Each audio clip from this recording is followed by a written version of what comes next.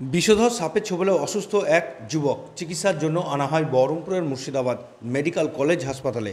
ঘটনাটি ঘটেছে আজ মুর্শিদাবাদের বহরমপুরের হাতিনগরে। জানা যায় শুভঙ্কর মহাজন নামে ওই যুবক তার বাড়িতেই একটি সাপকে বসে থাকতে দেখে। মাটির বাড়িতে সেই সাপ বসে থাকা অবস্থায় দেখে আতঙ্কিত হয়ে পড়ে। তারপরে সেই সাপকে ধরতে গিয়ে তখনই তার হাতে ছোবল দেয় এবং সাপের ছোবলেও অসুস্থ হয় শুভঙ্কর।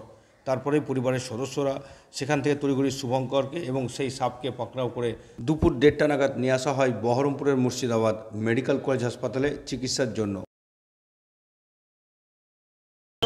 আমাদের ঘরে ওই মেঝেতে সাপটা মানে বসেছিল, বসে থাকার পরে এভাবে ফনা ধরেছে। আমার বোন দেখেছে। আচ্ছা, আমার বোন দেখার পরে তো আমাকে ডেকে বলছে, দিদি ওই দেখ। আমি কি বলে কি ওই দেখ একটা। যে আমি ভাইকে বললাম তুই আয় তাড়াতাড়ি দেখে যা। এবার ভাই এসছে, আসার সাথে সাথে হচ্ছে কিছু ধরতে পারে না, হাত খালি হাতে দিয়ে ধরবে না। দিয়ে ও বলেছে তাহলে একটা কাঠি নিয়ে ধর। দিয়ে ও এমন খাওয়া খেয়েছে ও আর নড়তে পারছে না, পুরো শরীরটা দেহটা নড়া না। দিয়ে এবার যখন ধরছে এবার ফোনা ধরছে, ফোনা ধরার পরে তখন আমি বলছি কি তাহলে তুই আমাকে ভাই বলছে যে তুই একটা পলিথিন দে, নয়তো একটা কাপড় দে।